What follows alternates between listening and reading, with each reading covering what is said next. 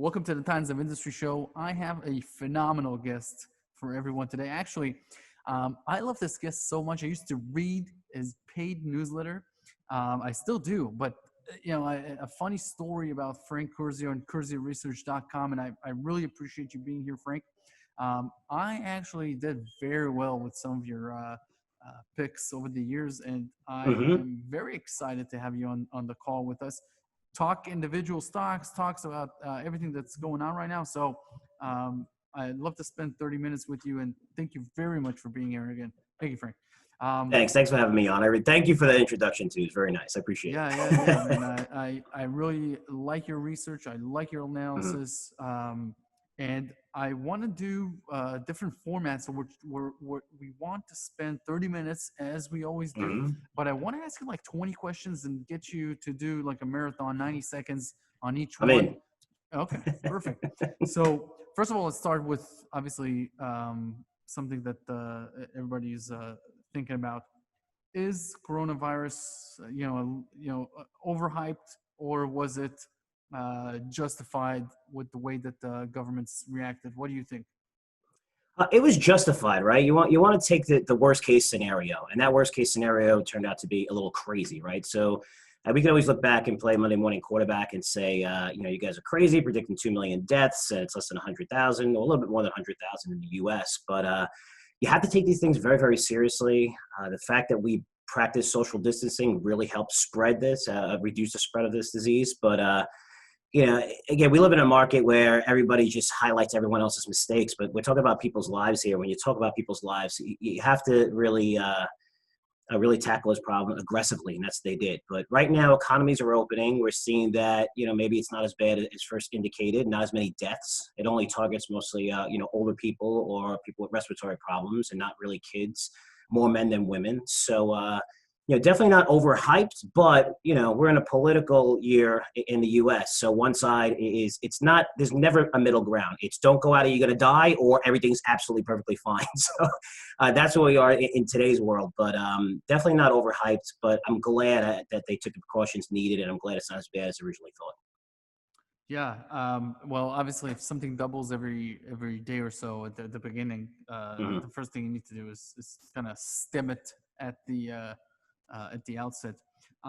Okay, so in 1896, the founder of Zionism. So I live in Israel, so I know a little bit of the background and blah blah blah. The founder of Zionism, Benjamin Herzl, he went to cover a case as a journalist in France. This was a Jewish soldier who was suspected to be a spy for Germany. I think a famous director just did a Hollywood movie about the story. They accused him of espionage for the Germans. He was a French military guy, Jewish, and it ended up being that the whole thing was a farce. But what the journalist saw, what the Herzl saw, is that underneath the surface in Europe there is crazy, preconceived notions and prejudice that will never go away, just brewing and waiting to explode. I'm trying to connect this to what's going on right now in the U.S. Is there something always underneath the hood? But when things are chumming along and the economy is doing well, we almost forget about these core problems. And if we do, what are these core problems? And what is there an answer? Is there a solution to this, or is this something we just have to live with? It's something we're going to have to live with. There's no solution. I mean, I hate to say that because I'm a person that thrives on solutions and believes most of the time there's a simple solution to every problem. But this problem of income inequality, it won't be solved. I mean, we've seen it in every crisis. When you have crisis throughout, going back to the timetable that you just labeled, it's pretty crazy when you see it, where the big companies always get bigger. The bigger banks got bigger. If you want to take a recent example of the credit crisis of how big they've gotten much bigger. And now the companies that are surviving now are going to be even much bigger. So, it's good for Wall Street. It's good for people who own assets, but the income inequality, that's what you're seeing now, where you just needed something to spark it. There's still racism in every country, and even in the U.S. with blacks and whites. But this was the spark that just ignited more. And we're all on the same page with what happened to George Floyd, where, it was a white cop that, just uses excessive force, and it winded up in a black person dying. And everybody's rallying together, and everybody believes that cop should be punished, and he is going to get punished, and we're on the same page. But yet you're still seeing crazy riots and things like that, which is unfortunate. This is more about income inequality, and that's something that's been going on for a long time. But with the last two crises and what the government's doing, it's accelerating that process by putting a bottom of the market. When you do that, asset prices with low interest rates inflate the most, and the people who own assets are usually, middle class, wealthy, and that gap's going to continue to widen. And in a political year, it's getting more exposed through the media than ever. So I don't think there's going to be a solution to this problem. I think it's just going to get a lot worse. So, okay, so let me follow up on that. Reasons for income inequality. I've spent a lot of times, talking with different guests on this and different experts. What, in your opinion, is the root cause of income inequality? Is it the laboring outsourced to other countries throughout the past 40 years? Is it the education system? Just people that have wealth send their children to wealthier circles, etc. It's almost like two economies, as Ray Dalio calls it. Or is it something else? Is it the mentality? What is it that makes it so severe in the United States, where one person in a cut of a random 1,000 is wealthier than the bottom 900 put together? Man, that's a tough question. And I wish I had an answer for you. I do know this, that when it comes to getting a job and someone who hires a lot of people, and we have over 20 employees here, I own 2 different businesses. For me, I never looked at race. I never looked at gender. I looked at that interview process of motivation. Who's going to go all out for me? Who's going to be loyal? Who do I know it's going to just do anything they can to succeed? And that's how I hired people. That's how I always hired people. So it wasn't based on a resume. It wasn't based if you went to Harvard. In fact, most Ivy League people that I've interviewed turned out to be terrible candidates. They think that they're more privileged and maybe that they don't have to work as hard. Some, not all of them. Some of them really work hard. I'm a true believer, no matter what race, gender, color, whatever, that if you really work your ass off, sorry if I could say that on here, that you could succeed. I mean, you can go on Google. I always use this example of being a mechanic because I don't know too much about cars, other than simple oil change, tire change, and thing like that, and fill it up with gas. But if you want to be a mechanic, work for free. Go on Google, learn everything you possibly can, because I know in finance that there's not, I mean, you can always find pockets where there are racism and just inequalities, but our firm, as well as every other firm, it's about money. We're going to hire the smartest people, the people who do the most. And if you can help these people make money, you can help yourself make money, you will succeed, but you're going to have to work harder than everybody else. And I think if you really have that mentality going in, you could succeed no matter, what race, color you are. But to answer that question of why it's like that, it does matter. I mean, if you're growing up where I had 2 great parents that helped me out tremendously, they paid for my college, where other people may not grow up in those areas, and it may be really difficult. So, that is a severe disadvantage right off the bat, but it's hard to see how do you solve that problem, or what does it stem from. But I do know that people that are rioting, it's very, very sad, because they're actually destroying and looting places where, in minority neighborhoods, where these people had to work extra hard to succeed, to open up their own businesses. And it's a shame that that's happening. That's not the solution. That's not the way to get your message across. And unfortunately, that's what we're seeing right now in America. Frank, to the left of your screen, or to the right of you, there's the Curzio research. What exactly is Curzio research? So Curzio Research is, it's a financial newsletter company that I've been in this industry basically all my life. My late dad was a financial newsletter writer and money manager. I've worked for, where you said you subscribed to one of my newsletters at a previous firm I was at. And 4 years ago, I started my own firm, and it's been very successful so far. I've been very fortunate in having a great, great team. But what we do is we provide financial newsletters in different categories, whether it's value, small caps, income, crypto newsletters, and we really serve our clients well. And these are paid newsletters, correct? These are paid newsletters, and we have free products as well. So our goal, my biggest free product, is my Wall Street Unplugged podcast that I've hosted, believe it or not, for over 12 years, right? Before anybody knew what a podcast was, now everyone has a podcast. We get over 100,000 downloads a month, and it's been downloaded close to 9 million times. And it's just a no-nonsense approach to investing. I mean, I took it over when I worked for Jim Cramer at the Street, and I really didn't want to do a podcast. And I just said, all right, if you want me to do it, I'm just going to speak my mind and tell them what's what stories you need to pay attention to and which ones are actually fully you know what. And it turned out that the audience loved that. They just loved to hear the story that was for real without the BS on either side. And that's the research we provided, where you'll see a lot of contrarian calls here. You'll see me analyze a lot of things where, you know, people love, and I'll tell you why you shouldn't love them, why you should sell them, and just, you know, giving them the full story, not just the story that fits you know, that person's book, right? Who's talking their book, and why this stock should go up or down. You need to get all the facts, and you know, that's worked out for us. That separate ourselves from our competitors, and you know, we've been doing well in terms of our research and the quality. And you know, so our goal is to get people, you know, to learn about us, you know, through our free products. Then we got inexpensive products under $100, and then we have premium products, which are expensive products for more seasoned traders and you know, really hardcore research using all my contacts I built up from my 25-year plus career. That's amazing, Frank. And look, Thanks. I want to let's dive down into stocks real quick. So I'm looking at the S&P 500 right now, year-to-date change, percentage change. First 175 companies. So we're looking at what? Almost a third of the index is down 20% to 80%. That's a third of the S&P 500 index is down between 20 and 80%. Then you have at least 100 more companies that are down something. So we have more than half of the index that is down this year. Is this where we look for opportunities, the companies that have not rebounded fast, or are these companies that are a mixed batch between these very battered industries like the airlines, the cruise ships, the hotels, etc., the oil companies, and then there's some nuggets in there. Just to be very accurate, as we're doing this interview, there are 350 companies on the S&P 500 that are down this year. That's an incredible stat when you think about the performance of the entire index, and obviously everything being 22% weighted in 5 companies. So I'd love to hear how your universe of stocks that you're looking at right now, you know, lay a little bit of the groundwork for where opportunities are right now. Where's the value?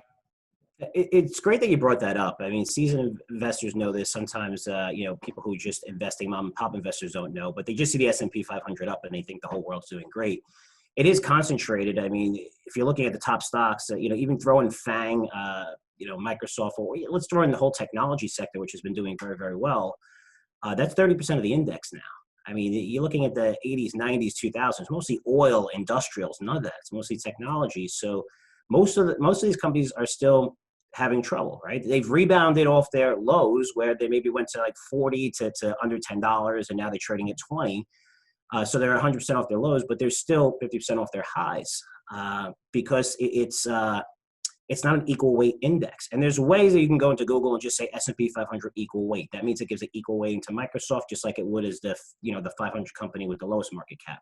And when you look at that, we're still down around 20% in the S&P, a little bit more than 20% in the S&P 500. There has been a fundamental change in the way business is right now. So, and a lot of this change when it's forced upon you, where you have older people dialing in, you know, for their health appointments and doctor appointments, you know, they didn't want to do this. Now you had to do it. Now they're used to doing virtual visits. That's a big change. There's companies that specialize in that. You're looking at healthcare companies where right now they said, during this coronavirus, no surgeries unless needed. Well, that means the insurance companies, health insurance companies, don't really have to pay out anything right now, but your premiums are still going higher, right? Which is amazing. So you're seeing health insurers do amazing. Commercial real estate is going to be significantly impacted, where, you know, it used to be really cool if you're a mega company to have offices in 40 of the major cities. Now we just found out that you don't need that many people to be working in these major cities. Location's not a big deal because internet speeds are that fast, and now we can use things like Zoom, which we're using now, or you know, Skype, or you know, whatever system you want to use to do virtual meetings. You know, Google, Facebook also announced that they're going to have, you know, some of their people working from home. So commercial real estate is going to be impacted forever. You're looking at a company like Disney, where is it ever going to go back to 100% capacity? No. 80% is going to be the new 100%. So they're going to have to raise prices in a market where it's very difficult to have pricing power when, you know, the unemployment rate is going to be over 20% pretty soon. So there's a major shift taking place. And I think you're looking at airlines sold off, the travel industry sold off. But if you're looking to buy casinos, if you're looking to buy any of the travel companies, even the cruise lines, you'd have to buy the airlines first, right? Because you really can't get to a cruise without taking a flight. You can't go to Vegas without taking a flight. So I think there's room for some of those companies where the economies are starting to open. All the states are opening in the U.S. We're seeing that internationally as well. But there is a major shift taking place where, you ask what class. I think you're looking at the Microsofts, the Adobes, the companies in cloud like Amazon and Google. I mean, cloud is the biggest business in the world. It hasn't been impacted at all. People are going to need more storage as well.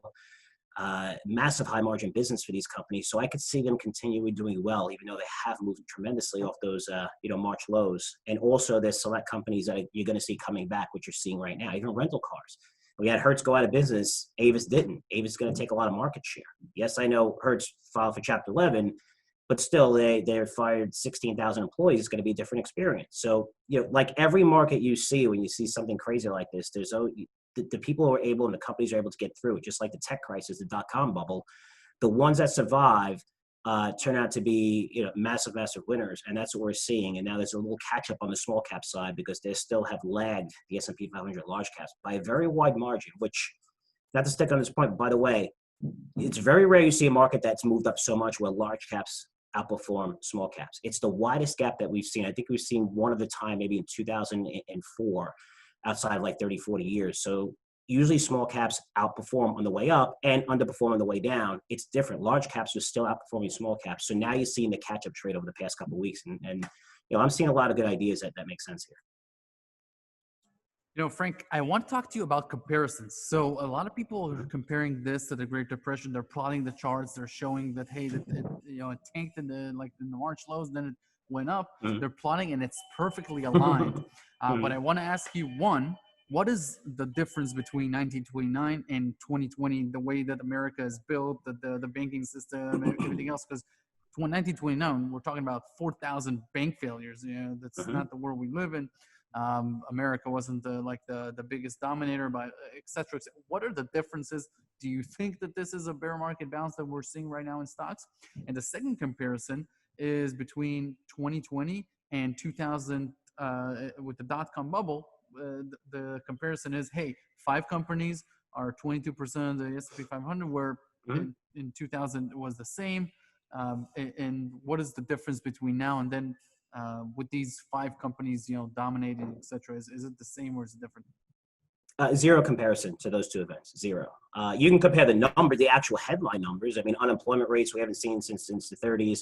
GDP now they're saying it's going to be down 50% for Q2, which is incredible. We're going to have 4 straight quarters of negative GDP growth, which rarely happens. Happened 2008 and then back in during the Great Depression, but the big difference here, and even if you compare it to the tech crisis, is the government. When tech stocks, everybody thought they were overvalued in the end of 1998 and then 1999, people forget, in 1999, the NASDAQ doubled again. Seems like this market's kind of the same. Then we saw a massive crash. The big difference now is our government is not allowing our market to crash without coming in and spending trillions. It's hard to put that term in perspective, trillions, because we say it so much, but let me put a perspective for you. There's another $3 trillion that's going to come out, right? So we have $3 trillion more that's going to be spent. We already had another $3 trillion. We're looking at that in stimulus that's been launched. We have another $1 trillion in infrastructure spending that's about to take place. If we look at all that money coming to the market, that's 12.5 times greater than the stimulus for TARP, which saved the whole financial world and put a bottom under all the banks and financial stocks. So when I look at how much money is being spent right now, it's incredible, where unemployment doesn't matter because these people now in America are making more money compared to when they worked. So you bypass the whole economy, right? Where, okay, I work, I take money, I spend on discretionary items, which really drives the economy. All that's meaningless because the government's handing these people checks. They're making more money now. And they're also handing them just free money and checks to, if you have, for families, right? So if you have, it's $500 per person, kid. If you make under 150 grand, you can get a check. I think it's up to 2,500. This is free money right now. So, you're wondering why stocks are going up. I mean, you're seeing where you are right now, how everything's opening up. I'm in Florida. We're one of the first to open up. I've never seen businesses this busy in my entire life. People are there's lines every place. I never thought I'd see that. So if you're looking at comparisons, there is none because you have a government. Our government does not want the market to come down. It is an election year. You're going to see even more money thrown at this thing, but we didn't see that during the tech crisis, right? In 1999 at .com. We saw it in 2008, yes, but we didn't see it this time around. And the fact that the government's there for us to hand people money when things are bad, it flies in the face of everything I've learned for the past 25 years. You basically have to unlearn everything. Yeah, and to me also, these five companies, yeah, they're truly deserving of what they're household companies, they're brands. This is not like 2000. These are not like pie in the sky names. Mm-hmm. Amazon, I've heard you use, et cetera, et cetera. Apple, everybody has, et cetera. And the other thing, Frank, I treat COVID more like a natural disaster than a real recession. I mean, nobody, Mm-hmm. it's not like misbehavior from CEOs and the market, et cetera. Exactly. It's something Mm-hmm. different. Okay, so let's talk about the price we're going to pay for this.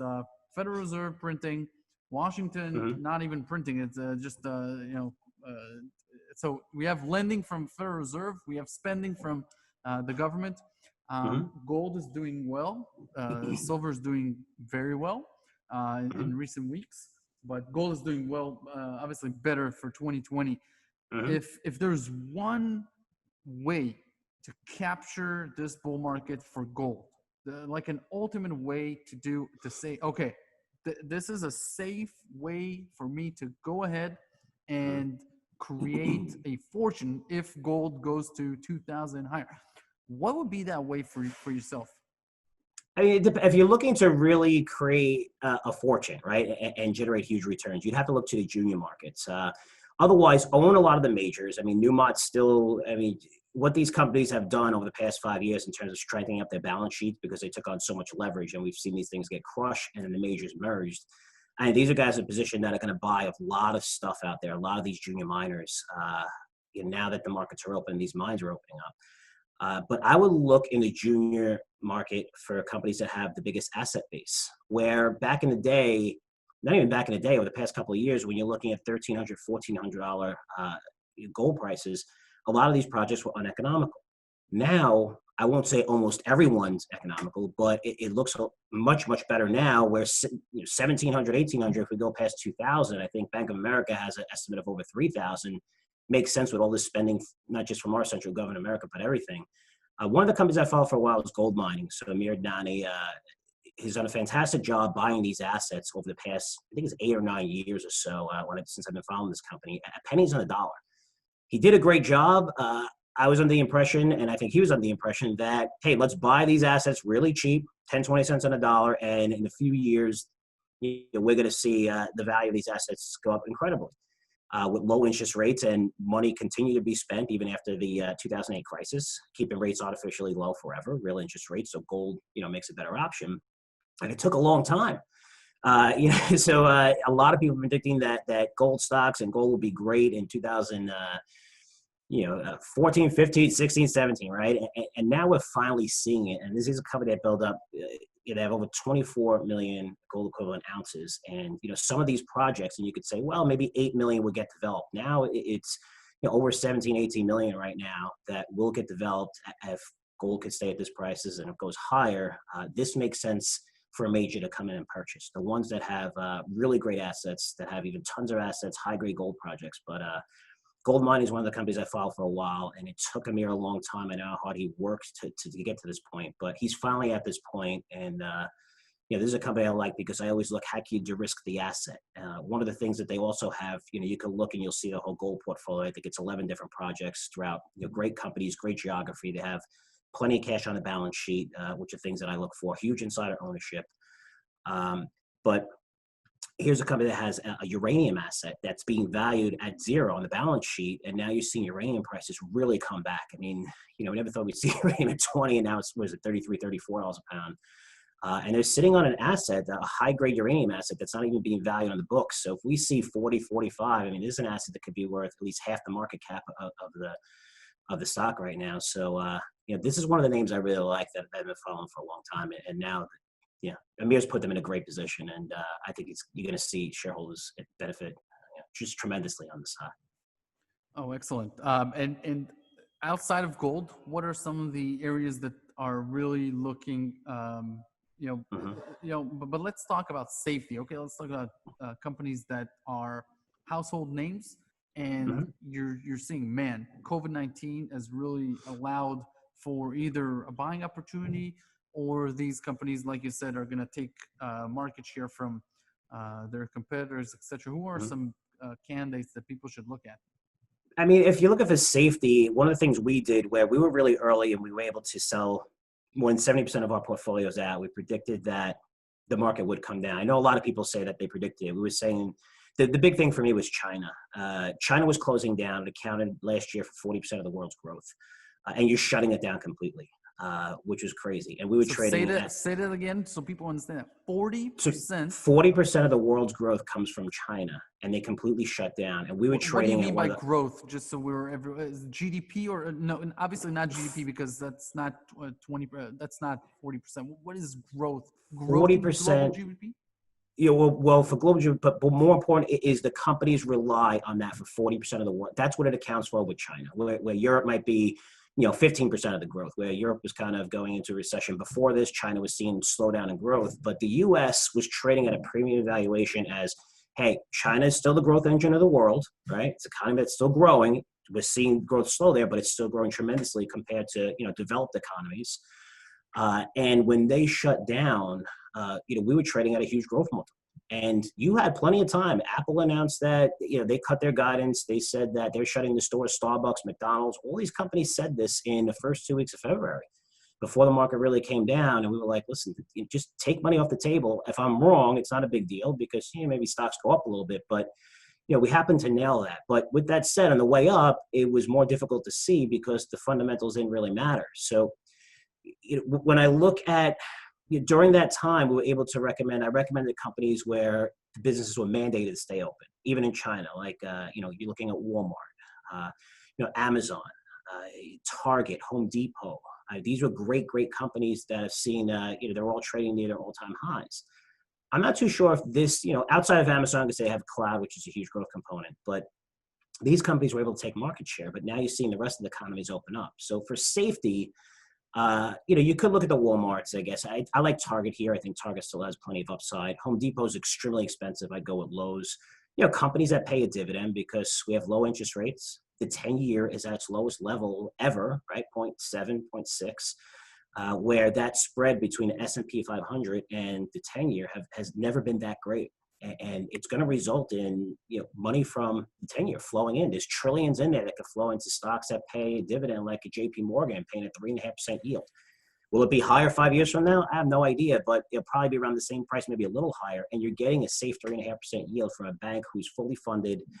And that's how you got to look at it compared to investing in 10-year treasuries and even bonds with negative yields right now. So from the safety Who is perspective, buying these bonds? What is, how sovereign is this wealth happening? funds, companies that just want to be, it's better than being in cash. So you want to, if it's not negative, but you want to have that safety. We're not talking about mom and pop investors here. We're talking about Sure. trillions of dollars being And they moved. can't, That and they Mhm. cannot move into real estate. For example, are these markets too small for them? Why are they selling for such low returns?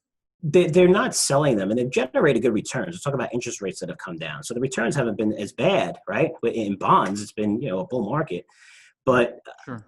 now with the rate and the reason why you buy these things, the fact that you can get safe yields from some of the greatest companies out there, and they're going to be showing growth. Not so much the banks with low interest rates, with that net interest margin is very tight right now with low interest rates, but there are companies out there paying 3-4% yields that look very attractive. Like the Philip Morrises and things like that, stuff that companies that do have a little bit of growth but safe yields. You're not going to see all the money in bonds that says for bonds to come into this market, but it makes sense. And even if you're looking, I think it's a $25 trillion market just in 10 years. You could see $1 trillion, which is huge. That's a lot of money coming into specific area of safe stocks. And you're seeing a lot of money just continue to pour into the U.S. market right now. Why? Because I mentioned it before, where during these crises where the big get bigger, the U.S. was in the best shape of any developed nation, right? Said before, China's slowing down. You had Europe, if you're looking at their 5 top economies, were basically in a recession pre-coronavirus.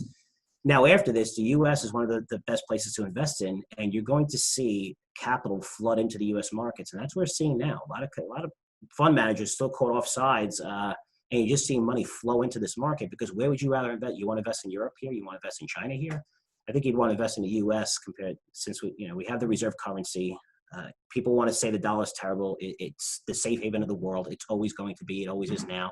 Maybe my kids, maybe we change them. But right now, when you go to safety, not many people go to gold. They go to the dollar. If you look at every crisis, it's always a dollar that's going higher. That's the safety. That's the reserve currency of the world. So the amount of money that's going to flow into the U.S. during these times with so many other countries and developed nations, emerging markets doing bad, it does create a little bit of a bid right now for the U.S. Frank, fantastic stuff. For people who do not subscribe to any of your free products and want to just see what you're all about, what is the best way to go there, check out the paid products as well, but just to start and see what's going on with Curzio Research? Yeah, you can go, I appreciate that. You can go to curzioresearch.com. Don't buy any of the products. What I'd suggest is we have free products and listen to my podcast, weekly podcast, Wall Street Unplugged on iTunes. You'll get a good feeling for what we cover. You'll know that, hey, we're here, we do the research, we provide amazing research on everything that we recommend. And usually people who get our free stuff, which is our model, they subscribe to our newsletters because they know how hard we work. Our track record has been great for a very, very long time. And I think you could attest to that, what you mentioned earlier. I'm so glad you bought a lot of those stocks when you covered my newsletter, a long time ago. But that's been just very, very good for us right now. So if you want to learn more, you can go to curzioresearch.com or go to Wall Street Unplugged for my podcast.